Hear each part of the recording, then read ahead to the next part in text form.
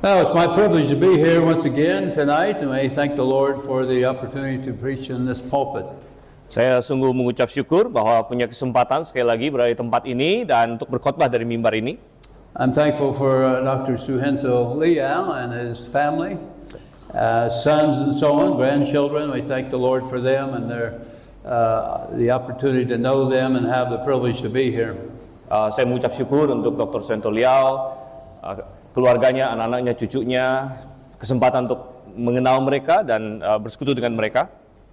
I bring greetings from Bible Baptist Church in Cromwell, Connecticut, USA. Dan saya membawa salam dari Bible Baptist Church di Cromwell, Connecticut di Amerika Serikat.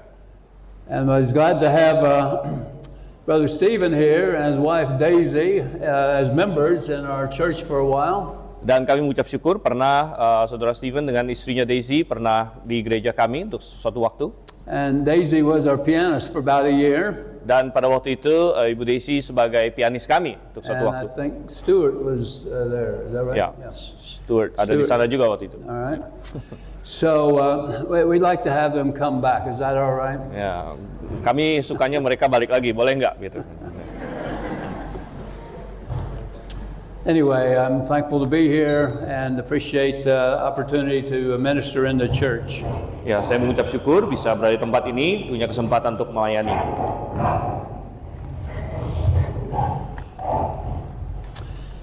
I greatly enjoyed the music that you presented here, very godly, well done music. Saya sangat menikmati musik yang kalian lakukan di sini, musik-musik yang saleh dan sangat nikmat. And I enjoyed the graduation service last night and the graduates that graduated from the seminary. Dan saya menikmati juga acara wisuda kemarin dan ketemu dengan para wisudawan, wisudawati sekalian. I met Dr. Suhento Liao back in the 1990s when he came to seminary. Saya ketemu dengan Dr. Suhento Liao tahun 90-an waktu dia ke seminari di Amerika. And I had the privilege to get to know him and his family and be able to train him in the Word of God. Dan sungguh adalah suatu kenikmatan, kehormatan untuk kenal mereka, kemudian mendidik dia dan keluarganya. And I'm very thankful to see that he's been very faithful to the Word of God and the Lord Jesus Christ. Dan saya mengucap syukur bisa menyaksikan bagaimana dia setia kepada Yesus Kristus dan firman Tuhan. This is a real blessing for me to be here and I enjoy that in the Lord. Sungguh suatu berkat bagi saya untuk berada di tempat ini, saya nikmati di dalam Tuhan. Today we'd like to deal with Acts chapter 2 verses 21 to 47. Hari ini kita ingin membuka di dalam Kisah Rasul pasal 2 ayatnya yang ke 21 sampai 47. I'll just read verse by verse when I go through it. I won't read the whole passage now. Okay. So we begin in Acts chapter 2, verse 21, and the scripture says, "And it shall come to pass that whosoever shall call upon the name of the Lord shall be saved." Kisah Rasul pasal 2 ayat yang ke-21 dikatakan situ, barang siapa yang berseru kepada nama Tuhan akan diselamatkan. Here the scripture gives a great promise to all mankind. Di sini kitab suci memberikan suatu janji yang begitu luar biasa kepada semua umat manusia. Peter was the preacher of this message, and he's the one at some point in his life called upon the name of the Lord and was saved. Petrus adalah pembicara dalam khotbah di Kisah Rasul 2 ini, dan pada suatu titik dalam hidupnya dia sudah pernah berseru pada nama Tuhan dan diselamatkan. In the context, the Lord, of course, is the Lord Jesus Christ. Dalam konteksnya, Tuhan di sini tentu mengacu kepada Tuhan Yesus Kristus. And the whosoever belongs to anybody in mankind. Dan kata barang siapa di situ berarti siapapun di dalam umat manusia. Whosoever covers men, women, children, all around the world. Kata barang siapa di sini mencakup baik laki-laki maupun perempuan, anak-anak, siapapun di dunia. Every one of you is in the whosoever. Setiap dari Anda di tempat ini termasuk ke dalam barang siapa di sini. And each person in the world has a responsibility before the Lord Jesus Christ. Dan setiap individu di dunia ini memiliki tanggung jawab di hadapan Tuhan Yesus Kristus. That responsibility is for them to seek God and receive His salvation. Tanggung jawab itu adalah untuk mencari Tuhan dan menerima keselamatan darinya. How do you receive the Lord's salvation? Bagaimana Anda bisa menerima keselamatan dari Tuhan? First of all, you need to admit that you're a sinner, lost and on your way to hell. Pertama, Anda harus mengakui bahwa Anda adalah orang berdosa yang terhilang dan dalam perjalanan menuju neraka. When you come to that conclusion, then you need to call on the one who can save you from your sin. Ketika Anda sampai kepada kesimpulan itu, maka Anda bisa merasa perlu untuk berseru, memanggil kepada yang bisa menyelamatkan Anda dari dosa Anda. You have to believe from your heart and then you call on the name of the Lord. Anda harus percaya dalam hati dan kemudian memanggil, berseru kepada nama Tuhan. When that occurs, you receive the new birth from God. Ketika itu terjadi, maka Anda mendapatkan kelahiran kembali dari Allah. So we know that everybody in the room is the whosoever. Jadi kita tahu bahwa semua orang di ruangan ini bahkan termasuk ke dalam barang siapa di sini. And the whosoever covers all sinners. Dan barang siapa mencakup semua orang berdosa. And so all in the room need to have called upon the name of the Lord Jesus Christ for salvation. Jadi semua yang ada di ruangan ini perlu untuk berseru kepada nama Tuhan untuk mendapatkan keselamatan dari Yesus Kristus. That occurs when you repent of your sin and turn to Christ the Savior. Itu terjadi ketika Anda bertobat dari dosa Anda dan kemudian berpaling kepada Yesus sebagai juru selamat. That's called conversion. Itu artinya suatu pertobatan. Have you repented of your sins? Sudahkah Anda bertobat dari dosa-dosa Anda? Have you believed on the Lord Jesus Christ as your Savior? Sudahkah Anda percaya kepada Yesus Kristus sebagai juru selamat Anda? Everyone needs to make sure they do that in their lifetime. Semua orang perlu memastikan Anda melakukan itu semasa hidup Anda. Jesus died for your sins, Yesus Kristus mati untuk dosa-dosamu, but you can't deal with your sins. You can't forgive your own sins. Anda tidak bisa menyelesaikan, mengampuni kesalahan dosamu sendiri. And so you need to receive the Savior who saved you, come for you to save you. Jadi Anda perlu menerima juru selamat yang telah datang untuk menyelamatkanmu.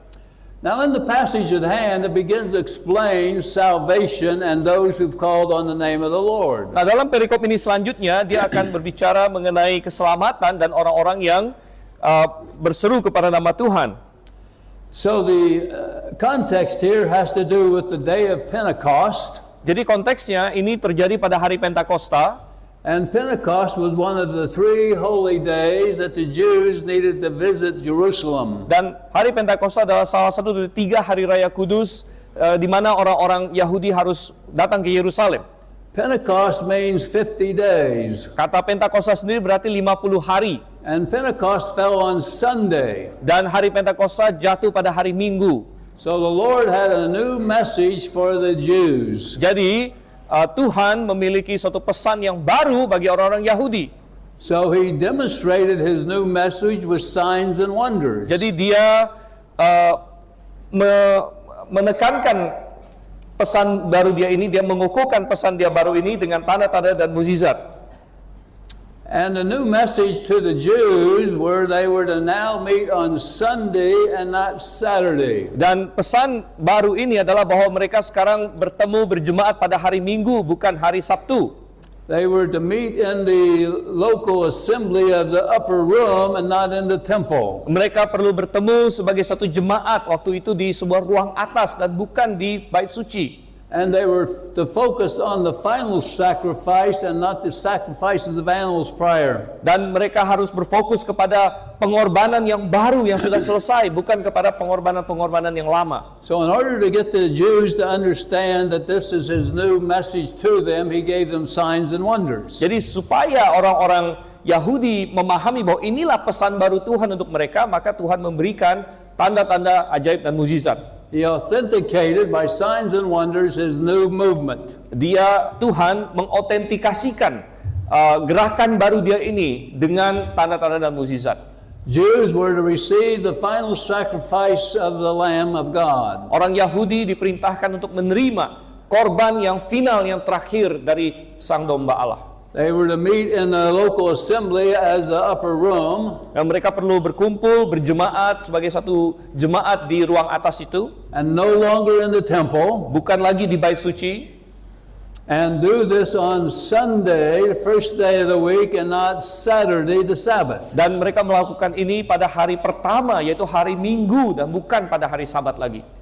So the Lord used these signs and wonders to authenticate this new movement. Jadi Tuhan memakai berbagai tanda dan mukjizat untuk mengotentikasikan, membuktikan pesan baru, gerakan baru ini. The signs were the signs of the apostles. Dan tanda-tanda itu adalah tanda-tanda kerasulan. But when the apostles died, there were no more signs. Dan ketika para rasul akhirnya mati dan meninggal, maka tidak ada lagi tanda-tanda itu. No more tongues and no more signs. Tidak ada lagi bahasa lidah atau tanda-tanda yang lain. This began the movement of the new ministry. Dan tanda-tanda itu adalah untuk memulai suatu pelayanan baru, suatu gerakan baru. But after the apostles died, there was no more signs and wonders and tongues. Dan setelah para rasul mati, maka tidak ada lagi tanda-tanda dan karunia mukjizat dan bahasa lidah. Now we look in Acts chapter 2, verse 22. So we're going to go through the passage. Nah, kita akan lihat sekarang Kisah Rasul 2 ayat 22, kita akan melihat ayatnya satu persatu.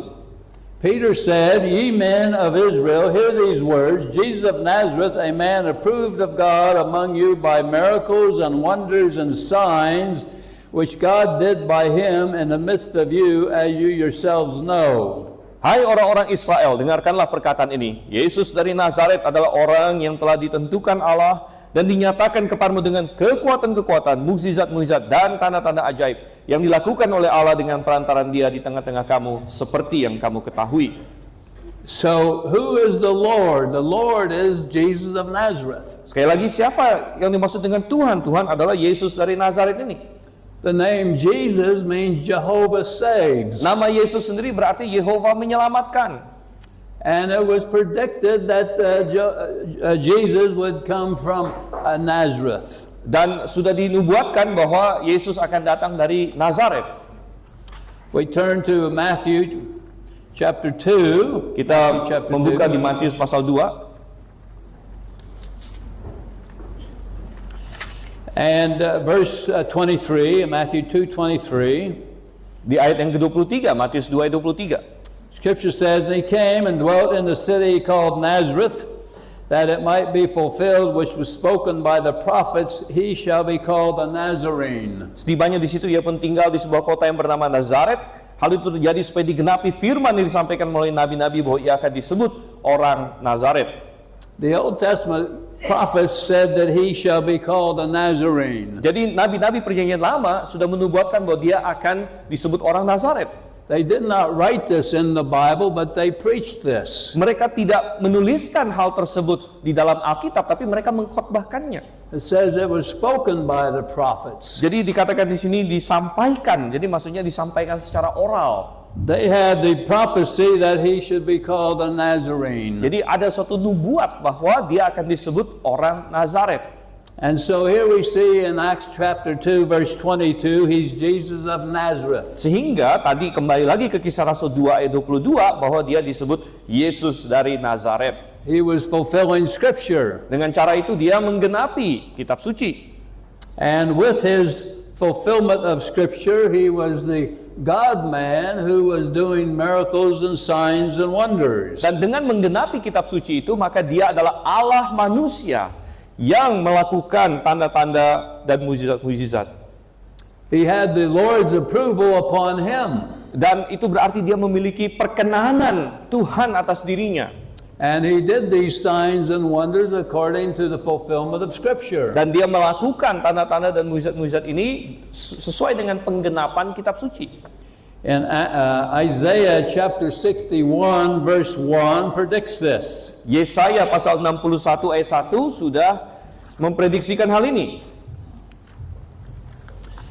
Isaiah 61:1 says, "The Spirit of the Lord God is upon me, because the Lord hath anointed me to preach good tidings unto the meek.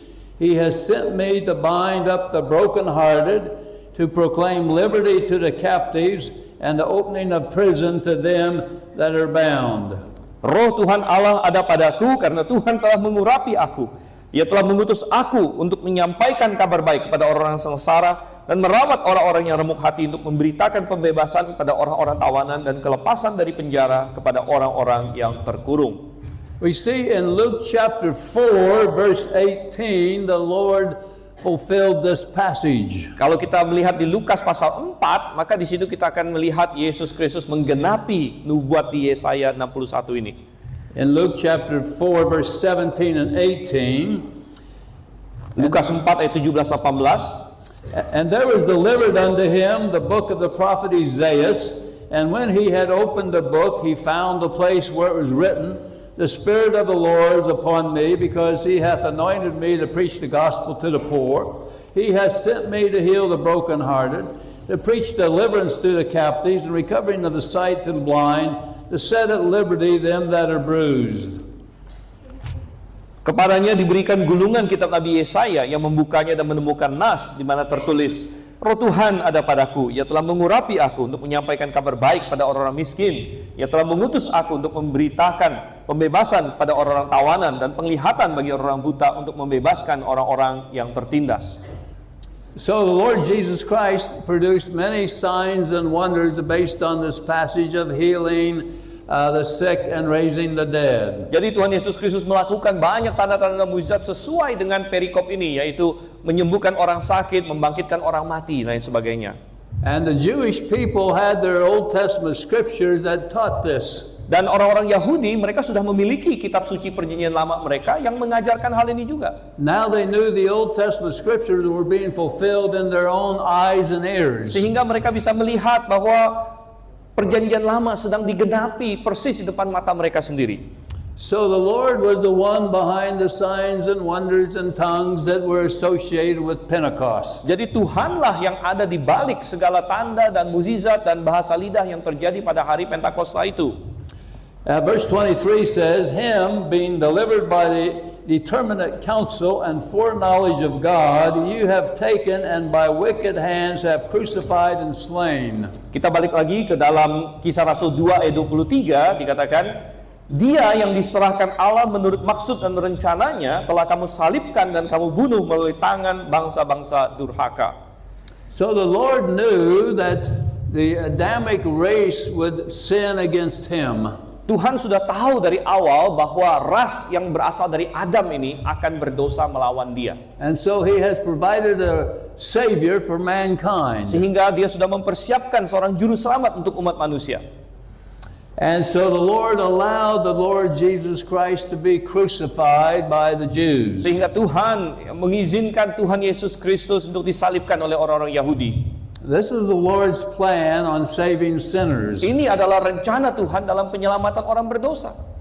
And so the Lord freely went to the cross, rejoicing in the shame for the sins of mankind. Jadi Tuhan kita dengan sukarela Dia naik ke atas kayu salib dengan tidak memperhatikan segala kenistaan yang terlibat di situ untuk keselamatan manusia. And Peter said that his people, they were the ones who crucified him. Dan Petrus menunjuk mereka di sini bahwa telah kalian salibkan, kalian menyalibkan Dia. He said that ye are the ones with wicked hands have crucified the Lord. Dia dengan tegas berkata, telah kamu salib dan kamu bunuh melalui tangan bangsa-bangsa durhaka. So who crucified the Lord? Siapa yang menyalibkan Yesus Kristus? The Jews did. Orang Yahudi melakukannya. Adam's race did. Segala ras dari Adam kita melakukannya. And you did. Dan kamu And you melakukannya. did. Kamu juga. And you crucified the Lord. Kamu semua And you menyalibkan Tuhan. crucified the Lord by your sins. Kamu menyalibkan Tuhan melalui dosa-dosamu. He died for the Jews, but he also died for the Gentiles. Dia mati bagi orang Yahudi, dia juga mati untuk orang non-Yahudi. He died for those in America, and he died for those in Indonesia. Dia mati bagi yang di Amerika, dia mati bagi yang di Indonesia. So we all, because of our sin, put him on the cross. Dan kita semua karena dosa-dosa kita menempatkan Dia di atas kayu salib itu. And he died for your sins on the cross. Dan Dia mati untuk dosamu di atas kayu salib. But you must receive him as Savior to apply his death to your life. Tetapi Anda perlu menerima keselamatan darinya itu supaya keselamatan itu bisa teraplikasikan ke dalam hidup Anda. How do you apply his redemptive plan for your life? Bagaimana kamu bisa mengaplikasikan rencana penebusannya itu dalam hidup Anda? You say, I'm a sinner, I need a Savior, and you repent of your sin. Anda berkata, saya orang berdosa, saya membutuhkan seorang juru selamat. Anda bertobat dari dosa-dosa Anda itu. You ask him to save you from your sins, and he will save you. Anda meminta dia menyelamatkan Anda dari dosa Anda dan dia akan menyelamatkanmu. Have you been saved by the Savior? Sudahkah Anda diselamatkan oleh juru selamat? It's a yes or no. Itu ya atau tidak? It's a yes or no. Have you been saved by the Savior? Itu hanya ya atau tidak saja jawabannya untuk pertanyaan itu. So verse 24. Jadi ayat yang ke-24, kita lihat di sini sekarang. Whom God hath raised up, having loosed the pains of death, because it was not possible that he should be holden of it. Dikatakan, namun Allah membangkitkan dia setelah melepaskan dia dari sengsara maut, karena tidak mungkin ia tetap berada dalam kuasa maut itu. The gospel message is the death, burial, and resurrection of Jesus Christ. Pesan Injil adalah kematian, penguburan, dan kebangkitan Yesus Kristus. He died for your sins. He Dia mati rose untuk again, dosamu, dan dia bangkit lagi. and he's with the Lord in heaven today. Dan saat ini dia berada di sorga bersama dengan Bapa. So that's the gospel message. Itu adalah pesan Injil. Everybody in the world needs the gospel message. Semua orang di dunia memerlukan pesan Injil ini. And so we all who are saved need to take the gospel message to mankind. Sehingga kita semua yang sudah diselamatkan, kita perlu membawa pesan Injil ini kepada umat manusia. Now, since he had a perfect body and no sin, he had to give up the ghost voluntarily. Karena Yesus Kristus waktu itu memiliki tubuh yang sempurna dan tidak pernah berdosa, maka pada saat kematian dia perlu dengan sukarela menyerahkan nyawanya. And he was buried and rose again after 3 days. Dan dia kemudian dikuburkan dan bangkit kembali setelah 3 hari.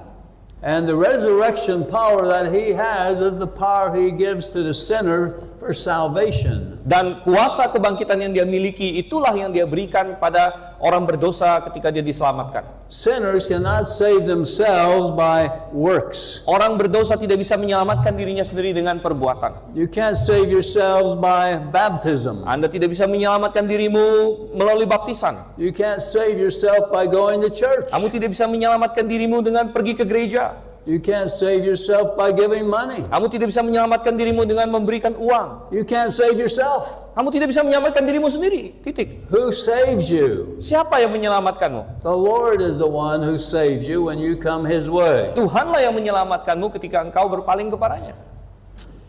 We read next in verse 25. Kita membaca selanjutnya di ayat yang ke-25. For David speak concerning him, I foresaw the Lord always before my face, for he is on my right hand, that I should not be moved. Kisah Rasul 2 ayat 25. Sebab Daud berkata tentang dia, aku memandang Tuhan senantiasa di hadapanku. Ia berada di sebelah kananku sehingga aku tidak goyah.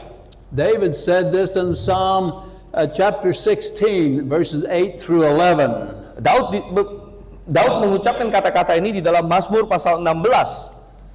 And so he saw the Lord in his prophecy. Dan di dalam nubuat Daud itu di Mazmur 16, katanya Daud memandang Tuhan. Verse 26 says, therefore did my heart rejoice and my tongue was glad. Moreover, my flesh shall rest in hope. Nah, lanjut lagi Kisah Rasul 2 ayat 26. Sebab itu hatiku bersuka cita dan lidahku bersorak-sorak. Bahkan tubuhku akan tinggal dalam pengharapan. David was trusting in the Savior to die for him. Daud pun bersandar dan percaya kepada juru selamat untuk mati baginya. The Old Testament saints had the hope of the death, burial, and resurrection of Christ. Orang-orang kudus di perjanjian lama pun memiliki pengharapan akan kematian, penguburan, dan kebangkitan Yesus Kristus. He says in verse 27, Kita lihat lagi ayat 27. because thou wilt not leave my soul in hell, neither wilt thou suffer thine Holy One to see corruption. Sebab engkau tidak meninggalkan aku dalam dunia orang mati dan tidak membiarkan orang kudusmu mengalami kebinasaan. David believed in the resurrection of his body. Daud percaya akan kebangkitan tubuhnya. Because he knew the Holy One, that's Jesus, would not suffer corruption in the grave. Karena dia tahu bahwa orang kudusmu yang mengacu kepada Yesus Kristus di sini tidak akan mengalami kebinasaan di dalam kuburan. Because David knew that the Lord would die and be buried but resurrected again. Karena Daud tahu melalui nubuat di sini bahwa Tuhan akan mati tapi kemudian akan dibangkitkan kembali. The Old Testament saints had this understanding. Orang-orang perjanjian lama, orang kudus perjanjian lama sudah memiliki pemahaman ini. They understood that the seed of a woman shall be bruised. Jadi mereka paham bahwa keturunan perempuan akan diremukkan tumitnya. That goes back to Genesis chapter 3 verse 15. Itu kembali lagi ke Kejadian 3 ayat 15. From Adam forward, mankind knew that the Savior would come, die, be buried, and raised again. Jadi sejak Adam dan selanjutnya bahkan umat manusia sudah tahu bahwa juru selamat akan datang, akan mati dan akan bangkit lagi. So David understood this truth as well and believed it. Daud juga memahami kebenaran ini dan mempercayainya. In the book of Hebrews chapter 11 it says the just shall live by faith. Di dalam Ibrani pasal 11 dikatakan bahwa orang benar akan hidup oleh iman. And from Abraham forward these people believed in the coming Messiah. Dan sejak Abraham dan seterusnya semua orang-orang ini mempercayai Mesias yang akan datang. And they had faith in the hope of the scriptures that it was given to them about his death, burial, and resurrection. Jadi mereka memiliki iman dan pengharapan mengenai apa yang kitab suci katakan, yaitu tentang kematian dan kebangkitan juru selamat. So Peter, who's preaching, cites this passage out of David. Jadi Petrus yang sedang berkhotbah hari Pentakosta waktu itu mengatakan bahwa ini adalah nats dari Daud, showing to the Jews that David taught that the death, burial, and resurrection of Christ. Dan Petrus sedang menunjukkan kepada orang Yahudi bahwa Daud pun mempercayai kematian dan kebangkitan Kristus. And Christ was Jehovah saves, who would come from Nazareth. Dan Kristus ini adalah Yehova menyelamatkan yang dari Nazaret. So the Jews understood these truths. Jadi orang Yahudi memahami kebenaran ini. And so they knew that this Jesus was the one that they had crucified. Jadi mereka perlu tahu bahwa Yesus inilah yang telah mereka salibkan. So verse 29, Peter says, "Men and brethren, let me freely speak unto you that the patriarch David, that he is both dead and buried, and his sepulchre is with us unto this day." Di Kisah Rasul 2:29, saudara-saudara, aku dapat berkata-kata dengan terus terang kepadamu tentang Daud bapa leluhur kita. Ia telah mati dan dikubur, dan kuburannya masih ada pada kita sampai hari ini. So David knew he wasn't the Holy One that would not see corruption. Jadi Daud tahu bahwa bukan dirinya sendiri yang dimaksud dengan orang kudus yang tidak akan menemui kebinasan itu. He knew the Messiah was the Holy One who would not see corruption in the grave. Dia tahu bahwa yang dimaksud dengan orang kudus yang tidak akan menemui kebinasan adalah Sang Mesias. Because his body was still in the grave. Karena tubuh Daud ada dan ada kuburannya. We read further now in verse 30. Kita lanjut lagi di ayat 30. Therefore, being a prophet, and knowing that God hath sworn with an oath to him, that of the fruit of his loins, according to the flesh, he would raise up Christ to sit on his throne. Ayat 30, namun ia adalah seorang nabi dan ia tahu bahwa Allah telah berjanji kepadanya dengan bersumpah bahwa ia akan mendudukan seorang dari keturunan Daud sendiri di atas tahtanya. Peter cited Psalm 132 verse 11. Di sini Petrus mengutip Mazmur 132 ayat 11. And David knew that the Messiah would come from his own body. Dan Daud di sini mengetahui bahwa Mesias akan datang dari tubuhnya sendiri, maksudnya keturunannya. And so the Messiah would continue the promise of the Davidic dynasty. Dan berarti Mesias ini akan meneruskan janji keturunan dinasti Daud itu. So the Lord Jesus Christ is of the line of David. Jadi Yesus Kristus adalah dari garis Daud. And David was of the line of Abraham. Dan Daud sendiri adalah dari garis keturunan Abraham.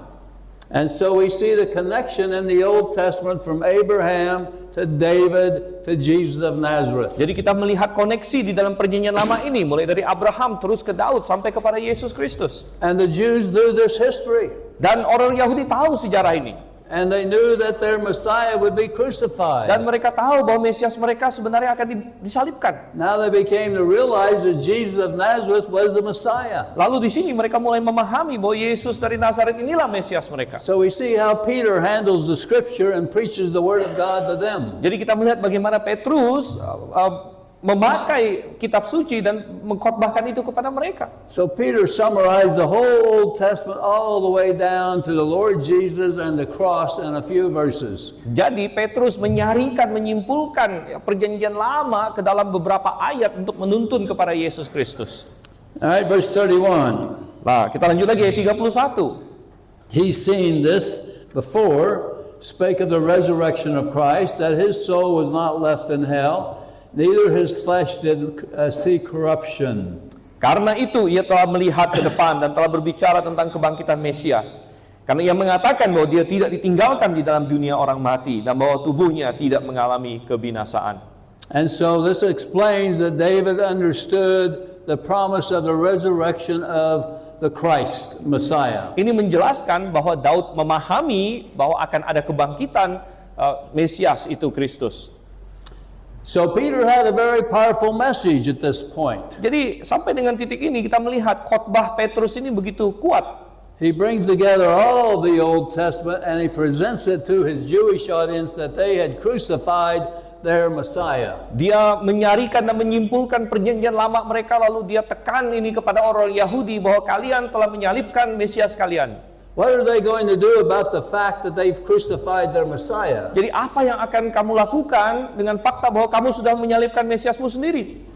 Verse 32 says, "This Jesus hath God raised up, wherefore we are all witnesses." Sehingga di ayat 32 dia melanjutkan, Yesus inilah yang dibangkitkan Allah dan tentang hal itu kami semua adalah saksi. So the apostles witnessed the resurrected Jesus Christ. Jadi para rasul menyaksikan Yesus Kristus yang sudah bangkit. After he was resurrected, he stayed in Jerusalem for 40 days. Karena setelah dibangkitkan dia masih ada di daerah Yerusalem selama 40 hari. And then they saw him ascend up into heaven. Dan setelah itu mereka menyaksikan dia naik ke sorga. The other Jews knew that the tomb was empty. Orang-orang Yahudi yang lain tahu bahwa kuburnya itu kosong. And they knew that the veil in the tent was rent in two. Dan mereka juga tahu bahwa tabir pemisah di bait suci telah terbelah dua. And now the priests could look into the holy place and they could see nothing. Sehingga para imam sekarang bisa melihat ke dalam ruang maha kudusan, mereka melihat bahwa di situ kosong. And then they knew, according to Matthew's gospel, that there were saints that came out of their graves and walking in the city. Dan mereka juga tahu karena kitab Matius, Injil Matius memberitahu bahwa ada orang kudus yang bangkit dan berjalan di dalam kota Yerusalem. All these unusual things went on and everybody observed this. Semua hal yang begitu luar biasa ini terjadi dan bisa disaksikan oleh orang. Yet the Jews rejected Jesus of Nazareth, their Messiah. Namun demikian orang Yahudi menolak Yesus Kristus sebagai Mesias mereka. And they wanted a murderer released and Jesus crucified. Mereka memilih seorang pembunuh untuk dibebaskan dan mereka menyalibkan Yesus Kristus. Verse 33. Ayat yang ke-33 kita lihat, masih Kisah Rasul pasal 2. Therefore, being by the right hand of God exalted, and having received of the Father the promise of the Holy Ghost, he has shed forth this which ye now see and hear. Sesudah ia ditinggikan oleh tangan kanan Allah dan menerima dari Bapa Roh Kudus yang dijanjikan itu, maka dicurahkannya Roh itu seperti yang kamu lihat dan dengar di sini. So the Lord Jesus Christ went on up to heaven, and then he poured out his Spirit on the believers there. Jadi Yesus Kristus kembali naik ke sorga, kemudian dia mencurahkan Roh Kudusnya kepada orang-orang percaya. And so the multitudes of Jews that were there saw and heard all the miraculous things going on. Sehingga khalayak ramai orang Yahudi di situ, mereka menyaksikan, mereka mendengarkan semua hal-hal ajaib yang terjadi. Verse 34. Ayat yang ke-34. For David is not ascended into heaven, but he saith himself, the Lord said unto my Lord, sit thou on my right hand. Ayat 34, sebab bukan Daud yang naik ke sorga, melainkan malahan Daud sendiri berkata, Tuhan telah berfirman kepada Tuanku, duduklah di sebelah kananku. Here Peter cites another psalm, Psalm 110, verse 1. Di sini Petrus mengutip Mazmur lain, yaitu Mazmur 110 ayat 1. So Peter knew in the Psalms there were many great prophecies of the Lord. Jadi rupanya Petrus menyadari bahwa dalam kitab Mazmur ada banyak nubuat luar biasa tentang Tuhan kita. And verse 35 says, "Until I make thy foes thy footstool." Dan di 35 dikatakan, sampai ku buat musuh-musuhmu menjadi tumpuan kakimu. So here's the great prophecy about the David's Lord who was the Messiah. Jadi ini adalah nubuat yang hebat tentang tuannya Daud di sini yang adalah Yesus Kristus.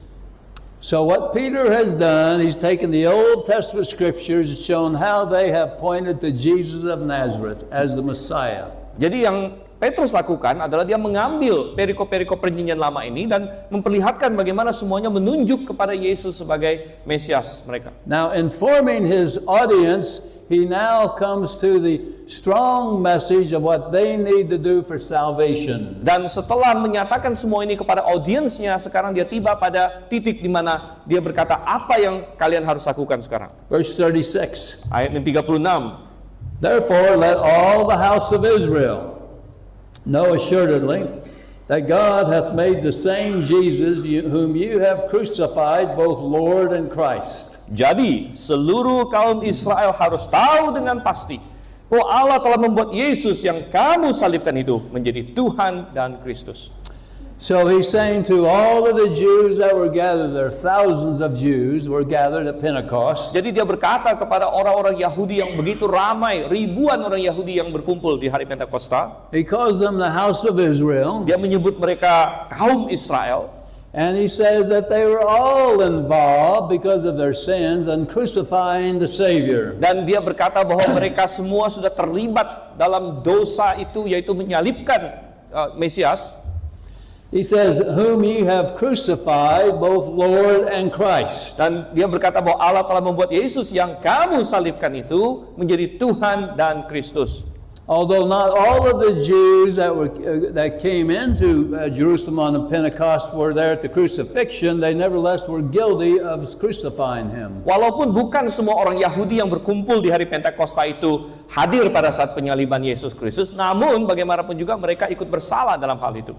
All the Jews of human history have been guilty of crucifying the Messiah. Semua orang Yahudi, bahkan seluruh umat manusia sepanjang sejarah telah bersalah dalam menyalibkan Yesus Kristus. But all the Gentiles throughout human history have been guilty of crucifying the Savior. Jadi tadi orang Yahudi dan juga orang non-Yahudi, semua bangsa-bangsa lain juga ikut bersalah dalam menyalibkan Sang Juru Selamat. Because of your sin and your sin, you put him on the cross. Dan karena dosamu dan dosa Anda dan dosa kalian telah menaruh Yesus di atas kayu salib. And he died for you. Dan dia mati untuk Anda.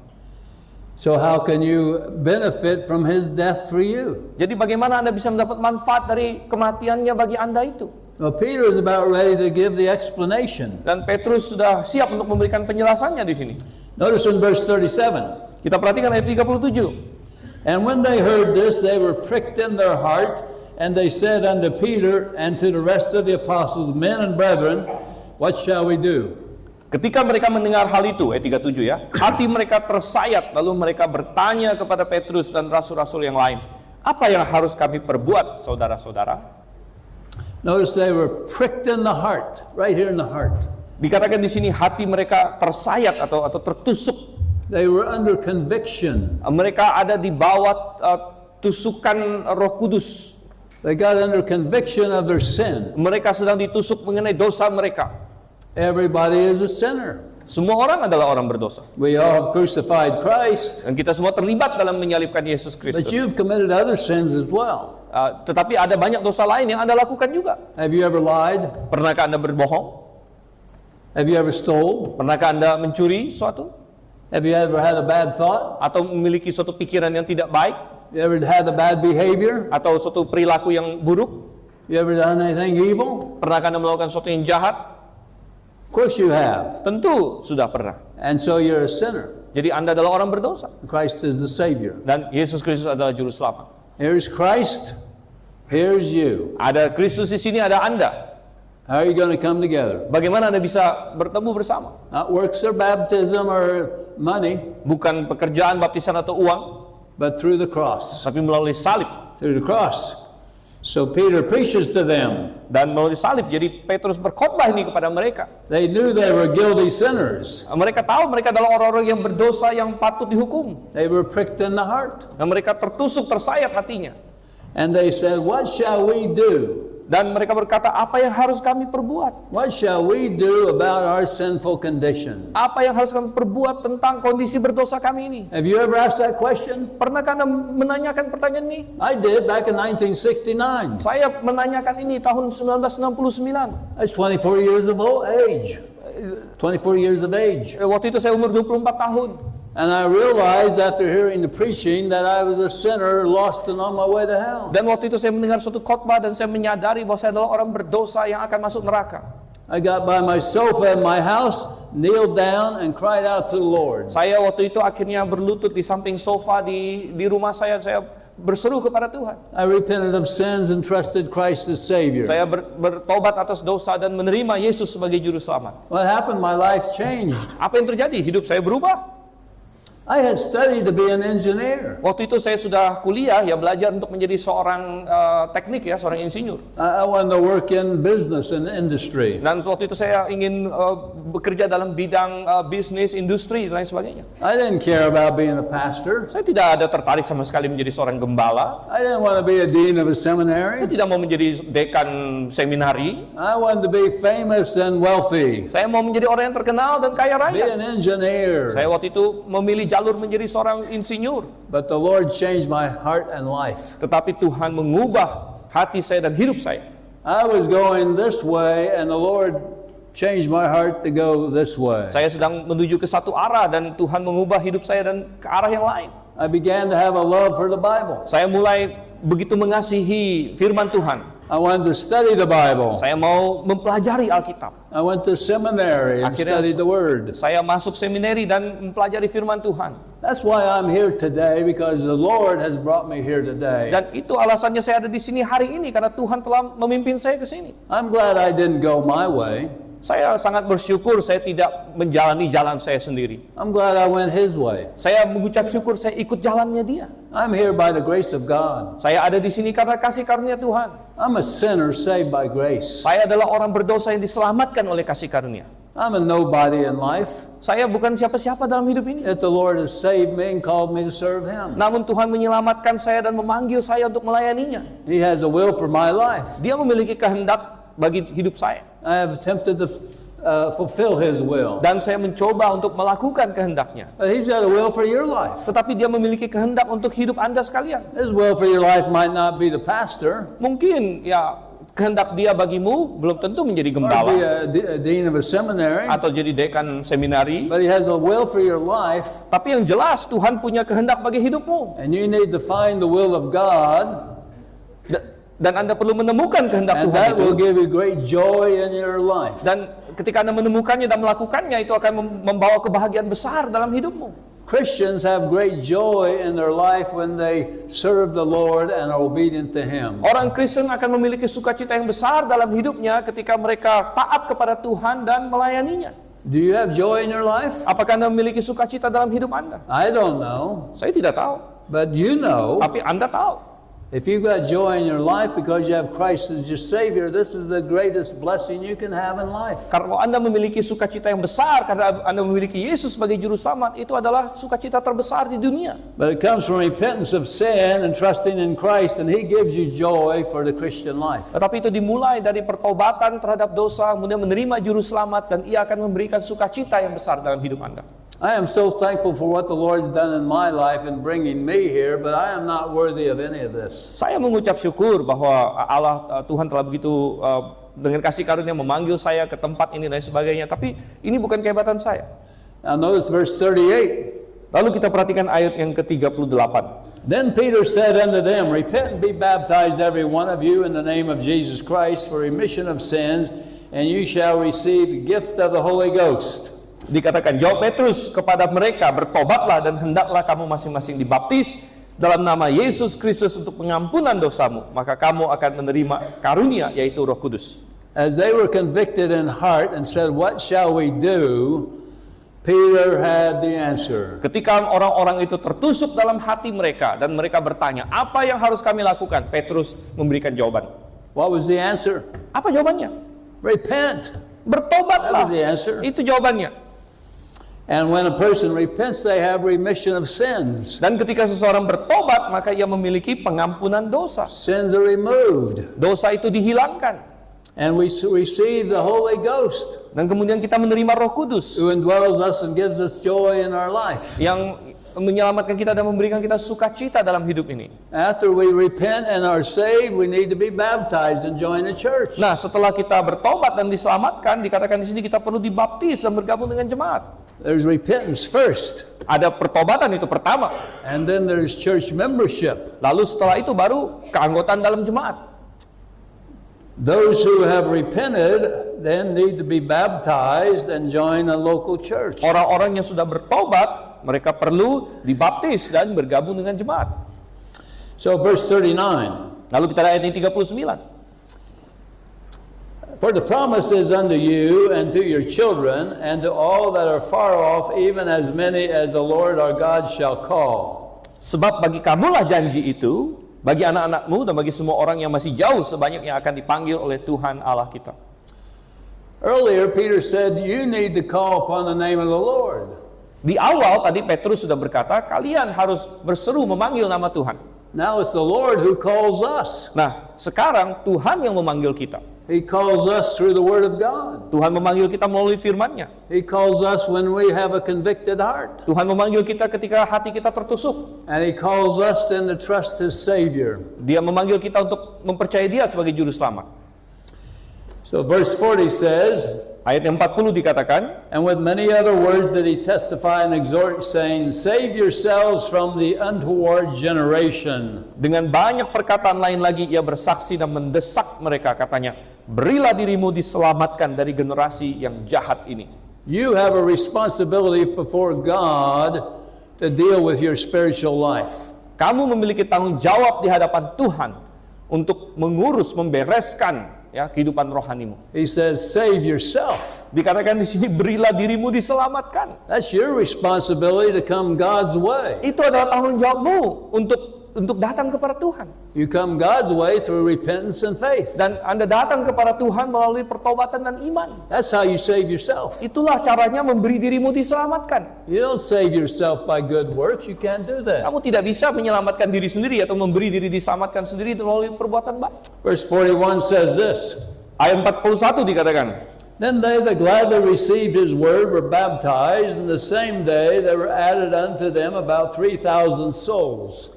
dikatakan orang-orang yang menerima perkataannya itu dibaptis, dan pada hari itu jumlah mereka bertambah kira-kira 3.000 jiwa. Notice they gladly received the word of God. Perhatikan di sini bahwa mereka menerima perkataannya itu dengan gembira, ya, dengan senang. In verse 37, they were pricked in the heart and they weren't glad. Di ayat 37, hati mereka tersayat tertusuk. Waktu itu mereka belum ada sukacita. But once they repented, they were glad. Namun ketika mereka bertobat, maka ada sukacita di situ. So are you glad that you repented or not? Apakah Anda punya sukacita Anda sudah bertobat? Amin. So they gladly received the word of God, which word says they're sinners and they need to be saved. Jadi mereka menerima perkataan itu dengan sukacita, yaitu perkataan yang mengatakan mereka orang berdosa dan perlu bertobat. Once they were saved, then they received baptism. Nah, ketika mereka sudah diselamatkan, maka mereka menerima baptisan. Salvation first and then baptism. Keselamatan duluan, baru setelah itu baptisan. It's not baptism first and then salvation. Jadi jangan dibalik, bukan baptisan dulu, baru diselamatkan. Repentance, salvation, baptism. Pertobatan, keselamatan, baptisan setelah itu. Baptism adds to the church. Nah, baptisan menambahkan jumlah orang kepada jemaat. So the church members here have been saved and added to the church by baptism. Jadi anggota jemaat adalah orang-orang yang sudah diselamatkan, kemudian ditambahkan ke dalam jemaat melalui baptisan. Do you have a baptistry here? The baptistry here? Like the place for baptism? Yeah. It's right there. Okay. Up here. Yeah, Baptistry. that can open. It's a secret compartment. Oh, secret. Yeah, okay. That's the baptistry. Itu kolam baptisannya. If you're saved and then you've been baptized, become a member of the church. Ya, kalau Anda sudah diselamatkan lalu memberi diri dibaptis, Anda menjadi anggota jemaat tempat. Is there any special water in the baptistry? It's holy water. Ya, No special water. It's just water. tidak ada airnya yang khusus di situ. Yeah. Ya. All right, so they were added to the assembly. How many were added? 3,000. Jadi orang-orangnya ini ditambahkan ke dalam jemaat. Nah, berapa yang ditambahkan? 3.000 katanya. 3,000 were added to the church in one day. 3.000 orang ditambahkan kepada jemaat dalam satu hari. So we have the 120 meeting in the upper room. Jadi waktu itu ada 120 orang yang bertemu di ruang atas. And then there were 3,000 more added to the 120. Lalu ada 3.000 yang ditambahkan ke 120 itu. And then the church began to become very large. Dan jemaat itu mulai menjadi sangat besar. And so we have the church continuing on as a large assembly. Jadi kita melihat jemaat ini terus berlanjut sebagai jemaatnya Tuhan. Now baptism is a ordinance of the church. And it's a public ordinance, something done publicly. Nah, baptisan adalah salah satu ordinansi jemaat. Kita bilang ordinansi artinya satu perintah untuk jemaat. Nah, ini adalah ordinansi yang kita lakukan secara publik, secara umum. It indicates that the Christian now is going to make a public statement that I belong to Christ. Jadi baptisan maksudnya adalah si orang Kristen ini akan membuat suatu pernyataan umum supaya diketahui semua orang, aku sekarang adalah milik Yesus Kristus. So the Lord's not interested in any secret Christians that won't identify publicly with Him. Tuhan tidak tertarik dengan orang-orang yang mau menjadi Kristen rahasia, yang tidak rela secara publik menyatakan diri ada di pihak Tuhan.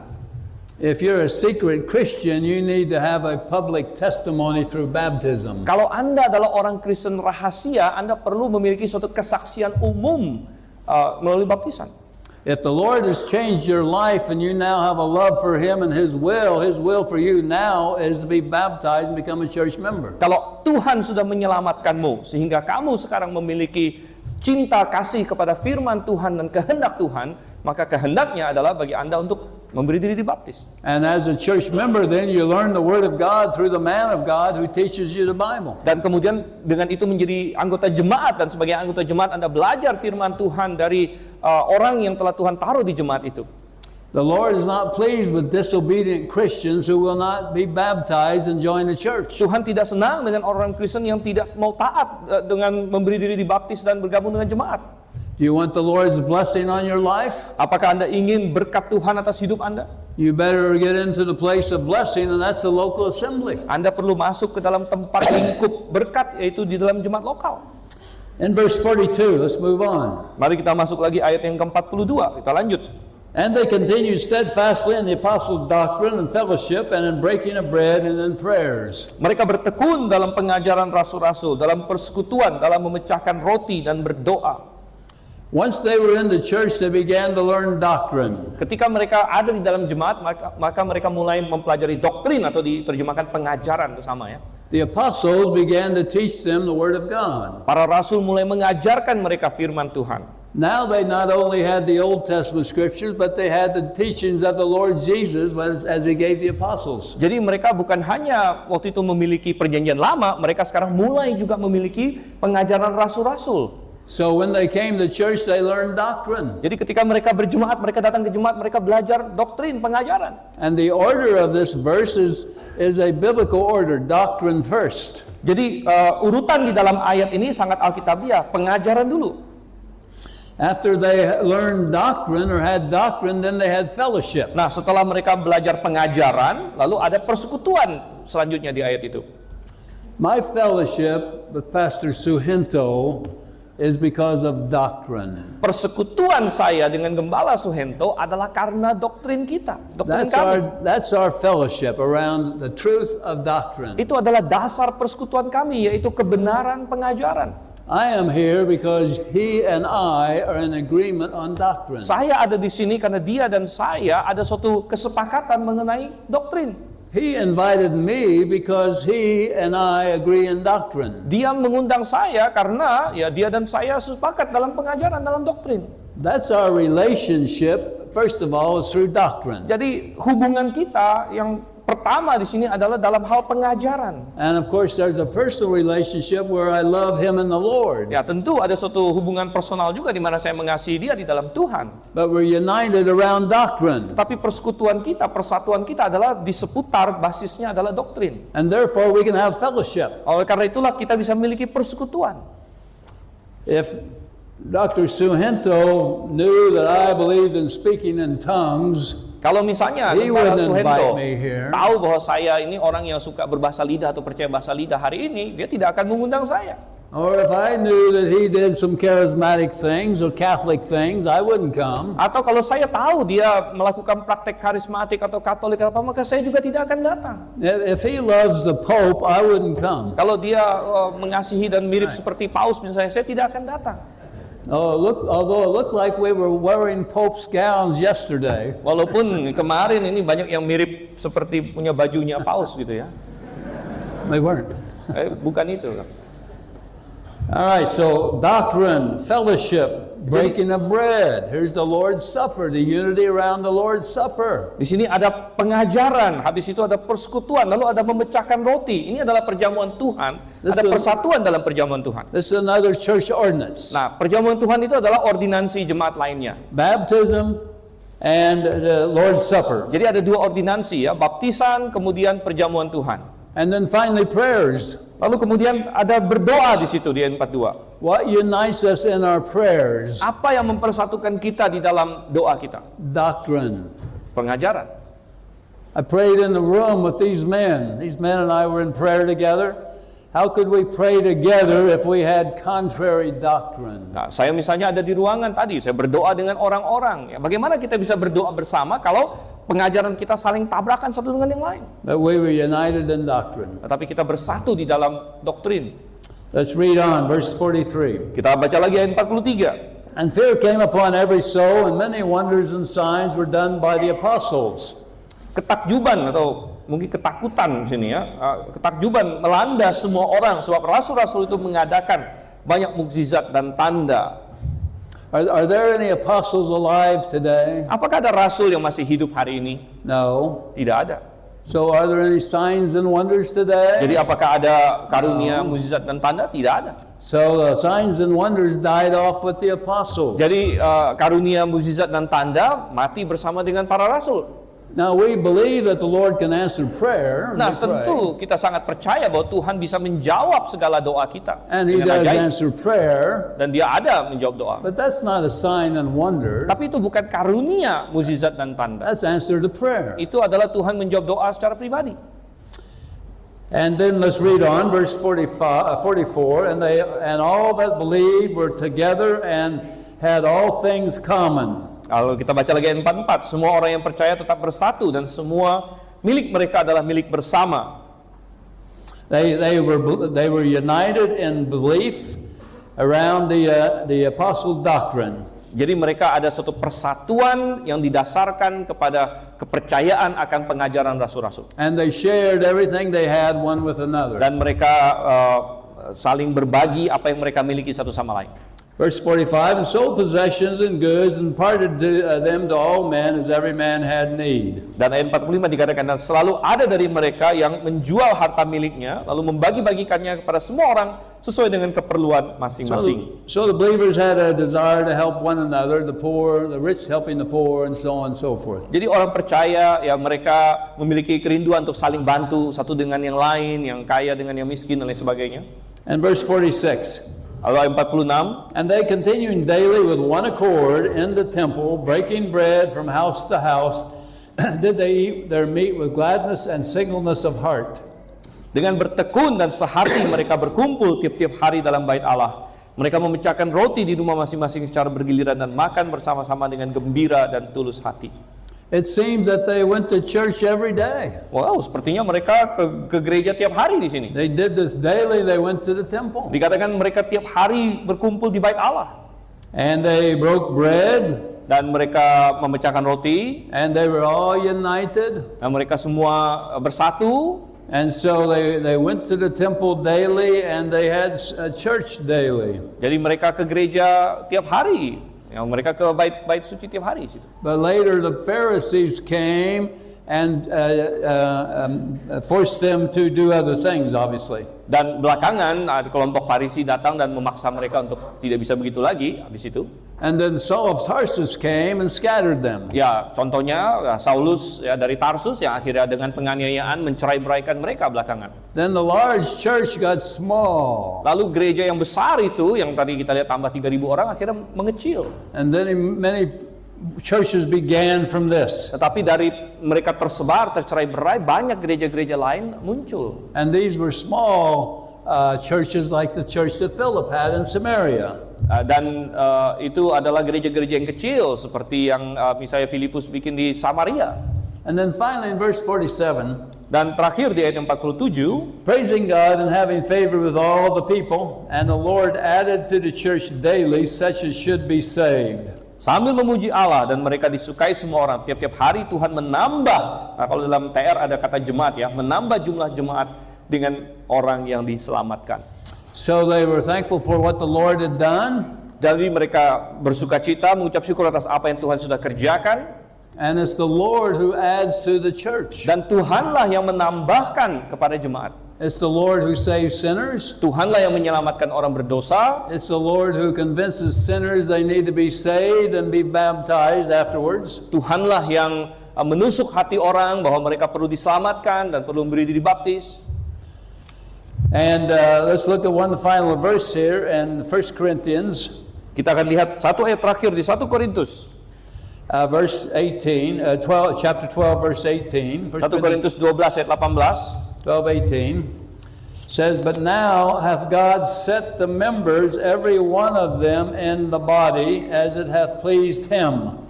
1 Korintus 12 ayat 18. Namun Allah telah memberikan kepada anggota masing-masing secara khusus suatu tempat pada tubuh seperti yang dikehendakinya.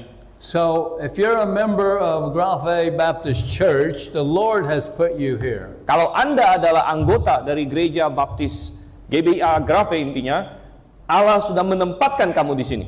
So you need to understand that your membership here pleases the Lord. Jadi Anda perlu paham bahwa keanggotaan Anda di sini berkenan kepada Tuhan. And if your membership pleases the Lord, you need to please Him. Dan kalau keanggotaan Anda berkenan kepada Tuhan, maka Anda perlu melakukan kehendak-Nya By being a faithful church member. dengan menjadi anggota jemaat yang setia. You're a faithful church member when you come to the assembly. Anda menjadi anggota jemaat yang setia ketika Anda datang berjemaat. And you serve in some capacity. Lalu Anda melayani dalam kapasitas masing-masing. So the Lord's pleased with you by putting you in the assembly, but now you need to please the Lord by being a good, faithful church member. Jadi Tuhan yang berkenan kepada Anda sehingga menempatkan Anda di dalam jemaat ini. Sekarang Anda perlu melakukan kehendak-Nya dengan menjadi anggota jemaat yang setia. And if you're a Christian but you're not a church member, you're not pleasing the Lord, so you need to join a church by baptism. Kalau Anda adalah orang Kristen, namun Anda bukan anggota jemaat mana-mana, Anda sedang tidak melakukan kehendak Tuhan, dan Anda perlu memberi diri dibaptis dan bergabung dengan jemaat. So we're thankful for the Savior who came in the world to save us from our sins. Jadi kita mengucap syukur untuk juru selamat yang telah datang dalam dunia dan mati untuk dosa-dosa kita. And to give us joy by the Spirit of God. Dan untuk memberikan kita sukacita melalui Roh Allah. And give us the privilege to serve Him in this life and forever. Dan memberikan kehormatan bagi kita untuk melayani Dia baik di hidup ini maupun untuk selamanya. And so this is a great message that God has given mankind. Dan inilah pesan besar agung yang telah Tuhan berikan pada umat manusia. And so the Lord has provided all this for people in Indonesia. Dan Tuhan sudah menyiapkan dan menyediakan semua ini untuk orang-orang bahkan But di He's Indonesia. provided salvation for everybody in the world. Karena keselamatan adalah untuk semua orang di seluruh dunia. And so we come back to you. Jadi kita kembali lagi kepada So Anda. this is the message for everyone here. Ini adalah pesan untuk semua orang di sini. You're part of the whosoever. Kamu semua termasuk ke dalam kata-kata barang siapa tadi. So if you're part of the whosoever, you know the journey you need to take. Repentance of sin, faith in Christ, church membership, service for the Lord. Dan kalau Anda, karena Anda termasuk dalam barang siapa di situ, maka Anda sudah tahu perjalanan yang harus Anda tempuh, yaitu bertobat dari dosa, keselamatan dalam Yesus Kristus, bergabung dalam jemaat, melayani Tuhan. And so you'll have blessing in this life and joy in this life, and not only in this life, but throughout eternity. Sehingga Anda akan memiliki sukacita di dalam hidup ini, berkat dalam hidup ini, namun bukan hanya dalam hidup ini, namun sampai kepada kekekalan. Let's pray. Mari kita berdoa. Our Father, we thank you for the time to be here in the house of God. I pray the Spirit of God will deal with hearts. Those that are without Christ might be pricked in their heart and have a desire to turn to Christ through repentance and faith. We pray that those that are not members, that they may have a desire to join this New Testament assembly. And then we pray for the assembly members here that you'll bless each one, help them to grow, help them in their message as they try to witness to others as well. We thank you for Pastor Suhento and the other men and women that help him in the ministry here. We pray you'll bless this church now. Bless it for thy glory, we ask for, we pray in Jesus' name. Amen. Amen. All right.